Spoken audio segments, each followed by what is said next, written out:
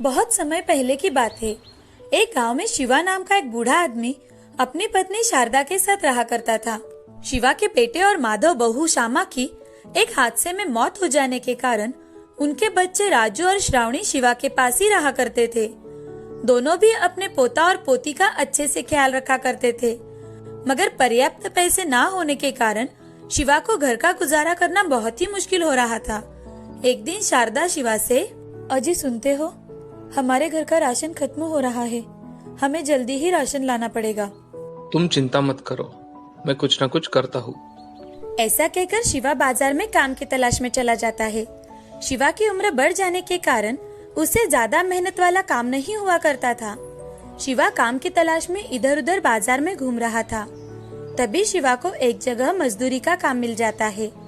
शिवा दिन भर मजदूरी का काम करता है और घर लौटते वक्त उसकी दिन भर की कमाई सिर्फ 200 रुपए ही मिलने के कारण वो बहुत ही ज्यादा उदास हो जाता है।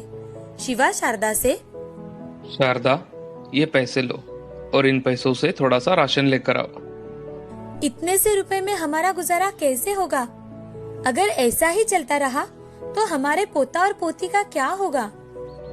वही चिंता मुझे भी खाए जा रही है। तुम आज के लिए राशन तो लेकर आओ, बाद में देखते हैं। जी। ऐसा कहकर शारदा बाजार जाती है और राशन खरीद कर लाती है और खाना पकाने लगती है। तभी शिवा की पोती शिवा से, दादाजी, आप ऐसे थके हुए क्यों लग रहे हो? आपकी तबीयत तो ठीक है ना? हाँ गुड़िया, मेरी तबीयत ठीक है। इस बुढ़ापे की वजह से अब मुझसे ज्यादा काम नहीं होता, इसलिए जल्दी थक जाता हूँ। दादाजी, मैं आपके पैर दबा देती हूँ। अरे नहीं मेरी बच्ची, अब हम सब मिलकर खाना खाएंगे। जी दादाजी। ऐसा कहकर श्रावणी अपने दादाजी के साथ खाना खाने बैठ जाती है। तभी राजू दादी से, दादी, मुझे दादाजी के हाथ की पनीर की सब्जी और अंडे का आमलेट बहुत पसंद है। क्या तुम दादाजी को कहोगी कि वो हमें बनाकर खिलाए?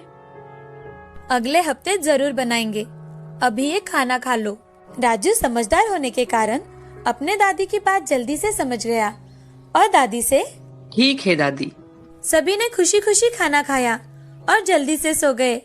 अगले दिन राजू और श्रावणी आंगन में खेल रहे थे। तभी श्रावणी राजू से, भैया, दादाजी कल काम करके कितने थक गए थे। मुझे लगता है हमें उनकी मदद करनी चाहिए। हाँ श्रावणी, ये विचार तो मेरे मन में भी आया, मगर हम क्या कर सकते हैं? भैया, हमारे दादाजी के हाथ की पनीर की सब्जी और बटर आमलेट कितना अच्छा होता है। वो इतना स्वादिष्ट होता है कि उसका स्वाद मुंह में ही रह जाता है। मैं सोच रही थी, अगर दादाजी एक रेडी लगाए तो, और उस पर पनीर की सब्जी, उसके साथ ही ऑमलेट बनाकर बेचे, तो उनको इतनी मेहनत नहीं करनी पड़ेगी। अरे हाँ, जब दादाजी घर पर आएंगे तो हम उन्हें ये बात बताएंगे।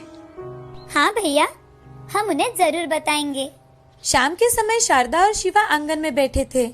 तभी राजू और श्रावणी शिवा के पास आकर, दादाजी, मुझे आपको एक बात बतानी है। हाँ बोलो।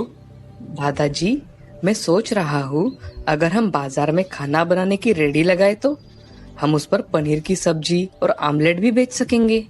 राजू, तुम्हारा विचार बहुत अच्छा है, मगर बेटा हमारे पास उतने पैसे नहीं हैं। मेरे पास कुछ पैसे हैं, ये आप रख लो। हाँ शारदा, इन पैसों से हमारा काम हो जाएगा।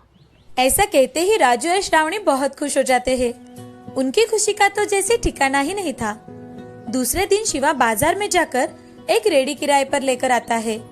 उस पर शिवा खाने के पकवान रखकर बेचने लगता है। आज उनका पहला दिन था और इसी कारण उनके रेडी पर कोई नहीं आ रहा था। शाम के समय दो आदमी शिवा के रेडी पर आकर, अरे चाचा जी, आपने कब से रेडी लगाना शुरू किया? मजदूरी का काम करना छोड़ दिया क्या? बेटे, अब मुझसे ज्यादा काम नहीं हो पाता, इसलिए मैंने सोचा एक रेडी लगा लूं। अच्छा चाचा जी, मुझे एक ऑमलेट दीजिए और मेरे दोस्तों के लिए मसाला चीज ऑमलेट बनाइए। जी अभी बना के देता हूँ। शिवा एक प्लेट में ऑमलेट और एक मसाला चीज ऑमलेट बना के देता है। रंगा और उसका दोस्त ऑमलेट खाते हैं। तभी रंगा शिवा से, अरे चाचा जी, आपके हाथ को तो बहुत स्वाद है, मुझे ये ऑमलेट बहुत पसंद आया। आपका ये मसाला चीज ऑमलेट भी बहुत अच्छा है चाचा, हमें बहुत पसंद आया। चाचा जी, मुझे पनीर की सब्जी घर पर पार्सल दीजिए, जी अभी देता हूँ। शिवा रंगा को पार्सल दे देता है। उस दिन शिवा का धंधा ज्यादा नहीं चल पाता, लेकिन जैसे जैसे लोगों को पता चलता है कि शिवा के हाथों में जादू है, उसने बनाया हुआ ऑमलेट और पनीर की सब्जी बहुत ही ज्यादा स्वादिष्ट है, लोगों की भीड़ जमा होने लगती है। उसके साथ ही शारदा रोटियां, दाल, राइस बनाकर बेचा करती थी। शारदा शिवा से, हमने तो कभी सोचा भी नहीं था कि हमारा धंधा इतना अच्छा चलेगा, हमें इतनी तरक्की मिलेगी। हमारे पोता और पोती की आइडिया की वजह से हम हमारा व्यवसाय शुरू कर पाए।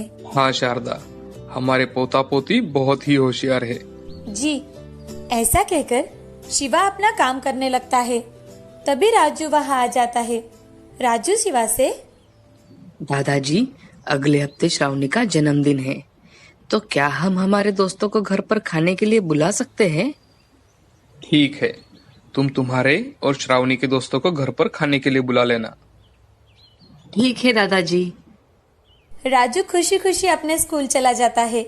स्कूल में जाकर राजू अपने दोस्तों से, सुहानी, सुरेश, गोलू, अगले हफ्ते श्रावणी का जन्मदिन है, तो हमारे घर तुम जरूर आना।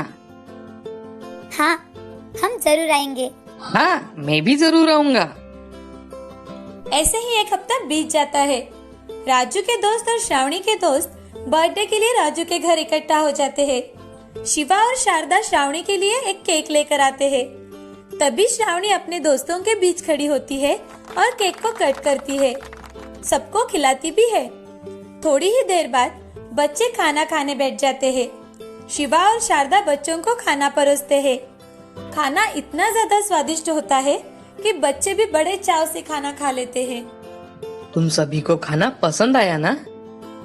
राजू, ये खाना बहुत अच्छा है, मुझे बहुत पसंद आया। बच्चों, कुछ और चाहिए तो मांग लेना। जी दादी। थोड़ी ही देर बाद खाना खाकर राजू के सारे दोस्त अपने घर चले जाते हैं और सभी बच्चे अपने घर जाकर खाने की बहुत तारीफ करते हैं। बच्चों की बातें सुन उनके पेरेंट्स शिवा के रेडी पर आकर खाना खाकर देखते हैं। सभी को वो खाना बहुत पसंद आता है। शिवा और शारदा दिन रात मेहनत करके अपना व्यवसाय बढ़ा रहे थे। उनके इस व्यवसाय में श्रावणी और राजू भी उनकी मदद कर दिया करते थे। शिवा के व्यवसाय की अब बहुत तरक्की होने लगी थी। अब वो सब खुशी खुशी अपना जीवन गुजार रहे थे। गांव में शिवा की दुकान दादाजी की रसोई नाम से फेमस हुई। इस कहानी से हमें ये सीख मिलती है कि जिंदगी में हमेशा मेहनत करनी चाहिए। मेहनत करने से रास्ते अपने आप मिल जाते हैं और हमें हमारी मंजिल प्राप्त होती है। कभी कभी छोटी सी कल्पना भी बहुत बड़ा काम कर जाती है।